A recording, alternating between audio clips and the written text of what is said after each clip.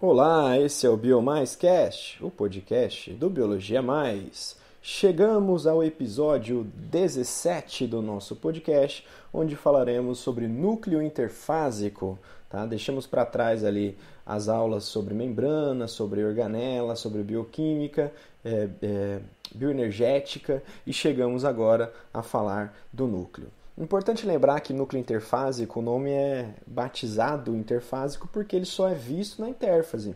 Núcleo é uma estrutura celular que só ocorre na intérfase. E o que é intérfase? Intérfase é o período em que as células não estão se dividindo.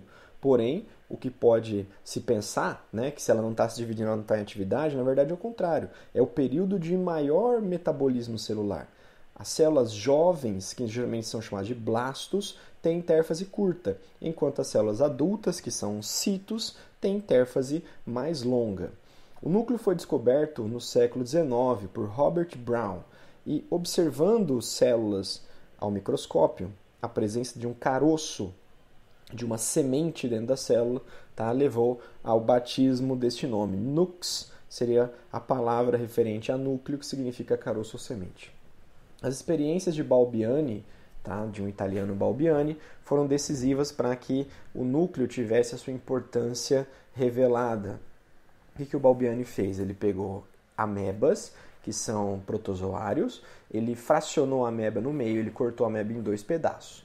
Um pedaço que continha o núcleo se regenerou e voltou a ser uma ameba funcional, e o outro pedaço sem o núcleo ele acabou se desintegrando e morrendo. Então ele percebeu que aquela bolotinha, aquele carocinho que tinha dentro da célula tinha certa importância. Ele repetiu a experiência, só que agora aquela parte que havia ficado sem núcleo, ele fez um transplante de núcleo. Ele pegou o núcleo de uma outra ameba, colocou naquela parte sem núcleo, aquela parte sem núcleo agora com o núcleo se regenerou e formou uma nova ameba nesse caso. Tá? Componentes do núcleo interfásico. Nós temos a carioteca, que é o envoltório nuclear, que na verdade é o fator decisivo para se classificar um ser eucarionte e procarionte, tá? Porque ambos têm DNA, têm material genético, só que a diferença é que o eucarionte, esse material genético está envolto pela carioteca, está organizado por essa carioteca. Tá? Além da carioteca temos o nucleolo, que é um acúmulo de RNA ribossômico, vamos falar daqui a pouco, a cromatina, que nada mais é que o DNA, e a carioplasma ou cariolinfa, que é o gel, né, a substância líquida aquosa que compõe o interior do núcleo. Okay?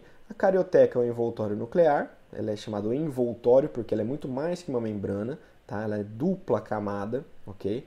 Origem a partir do retículo endoplasmático, se fragmenta e se recompõe durante a divisão celular. Ela é importante para proteger o DNA durante a intérfase, isolar o DNA do citoplasma, isolar o DNA de algumas enzimas que poderiam ser prejudiciais para ele, só que durante a divisão celular, quando a cromatina se transforma em cromossomo, é necessário que essa carioteca se fragmente para dar espaço para que os cromossomos se organizem ali dentro. Então ela se fragmenta e se recompõe durante a divisão celular.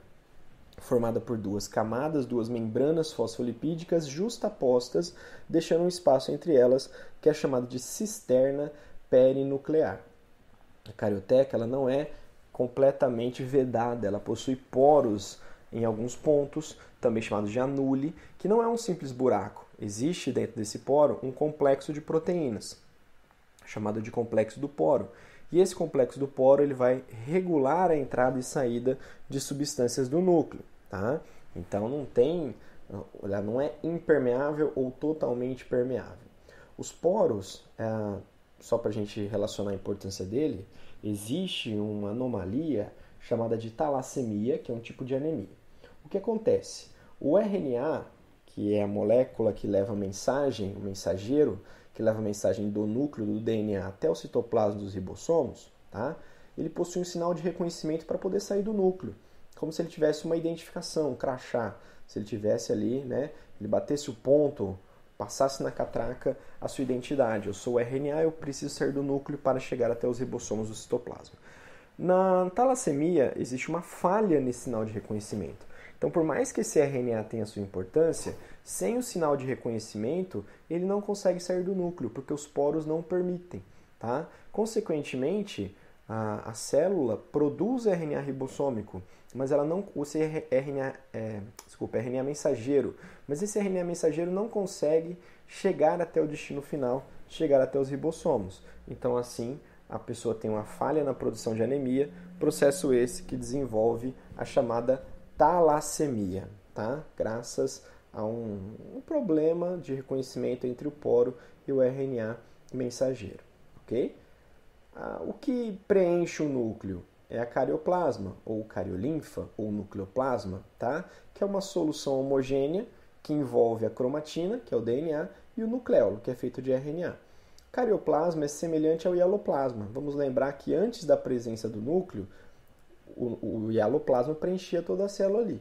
Conforme a carioteca foi se formando, ela aprisionou parte do hialoplasma dentro da membrana. E essa parte do hialoplasma passou a se chamar carioplasma. O que tem dentro desse carioplasma? Água, obviamente, íons, ATP, nucleotídeos e enzimas, que são moléculas importantes para o funcionamento do DNA, para a sua duplicação, para a sua replicação, transcrição em RNA, ok? Os nucleolos são corpúsculos arredondados sem membrana envolvente que estão mergulhados no carioplasma. Os nucleolos são formados por RNA ribossômicos associados a proteínas de sustentação. E essa associação vai dar origem a ribossomos. Então, o nucleolo nada mais é, gente, que um local de produção de ribossomos. Os ribossomos ainda não estão prontos para fazer a síntese proteica. Eles estão sendo construídos naquele local.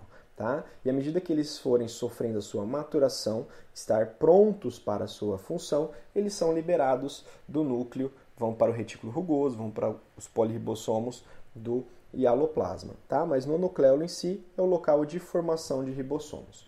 O RNA ribossômico é produzido por cromossomos especiais chamados organizadores do nucleolo. Esses cromossomos especiais pertencem a 5 pares de cromossomos específicos, o 13, o 14, o 15, o 21 e o 22. Todos eles são cromossomos classificados como acrocêntricos, que são que nós vamos falar no próximo podcast. Tá? Os ribossomos maduros, eles atuam no citoplasma.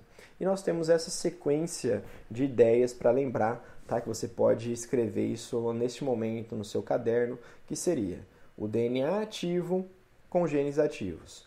Esses genes ativos produzem RNA ribossômico. Os RNAs ribossômicos formam nucleolos. Os nucleolos são locais de ribossomos em maturação. E os ribossomos, síntese proteica. O que eu quero dizer com isso?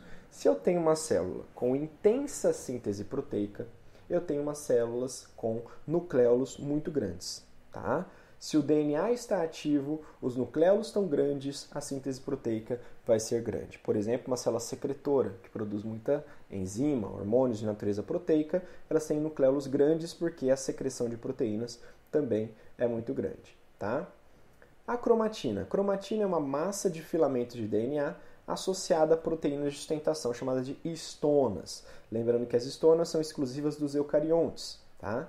Que se encontram desespiralizadas no núcleo interfásico, como se fossem filamentos muito fininhos, difíceis de serem observados, mesmo ao microscópio eletrônico. Durante a divisão celular, essa cromatina, filamentos muito fininhos, se condensam, ou seja, eles passam a se enrolar, a se compactar, fica cada vez mais grosso e vão passar a se chamar cromossomo. Então veja que os cromossomos não estão presentes na forma, o DNA não está na forma de cromossomo o tempo todo. Ele está na forma de cromatina durante grande parte da vida da célula. Ele só se transforma em cromossomo para a divisão celular. Essa cromatina tem um caráter ácido, porque se nós lembrarmos, a cromatina é formada basicamente por DNA. Sendo assim, ela se cora por um tipo de corante de pH básico. Então eu posso dizer que a cromatina ela é basófila. Ela é ácida, mas ela tem um caráter básico, ela tem uma afinidade por corante básico. Se fosse o contrário, por exemplo, no citoplasma temos muitas proteínas que são de caráter básico. Então essas proteínas coram-se por corantes ácidos. Então eu posso dizer que elas são acidófilas, elas têm afinidade por ácido. Elas são básicas, mas têm afinidade por ácido. E a cromatina ela é ácida, mas tem afinidade por básico, por isso que ela é basófila.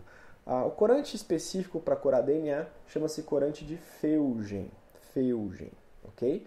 A cromatina pode ser classificada em eucromatina e heterocromatina. A eucromatina ela é descondensada durante a intérfase, onde os genes estão ativos. A heterocromatina é condensada durante a intérfase, onde os genes estão inativos. Então, dessa forma, nós podemos controlar a expressão dos genes. Na intérfase, grande parte dos genes estão ativos na forma de eucromatina. Quando nós observamos imagens, né, de núcleos, nós vemos partes mais claras e partes mais escuras da cromatina. As partes mais claras são mais descondensadas, que são a eucromatina. As partes mais escuras, mais condensadas, são as heterocromatina. Então vai variar. Todas as células têm os mesmos genes, porque elas vieram do nosso zigoto. Aquele exemplo, na célula da pele, eu tenho um gene para melanina e um gene para insulina. Os dois estão presentes na célula da pele.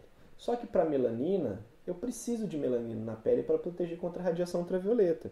Então, na pele, o gene da melanina está na forma de eucromatina. O gene para a insulina está presente, porém na forma de heterocromatina. Se nós analisarmos uma célula do pâncreas, a célula beta da ilhota de Langerhans, ela produz insulina, mas ela também tem gene para melanina.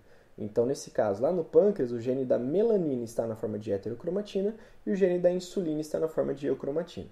Quando essa célula se prepara para entrar em divisão celular, toda a eucromatina se torna heterocromatina.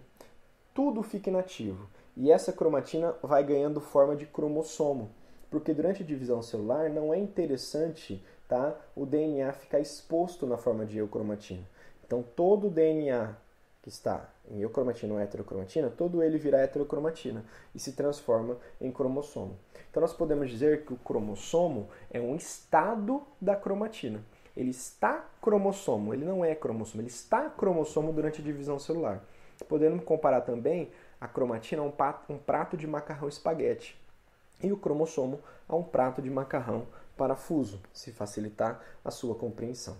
Tudo bem, gente? Então, encerramos esse podcast número 16, tá? No próximo podcast nós vamos falar sobre a estrutura dos cromossomos eucariontes. Aguardo vocês lá. Um abraço, tchau, tchau!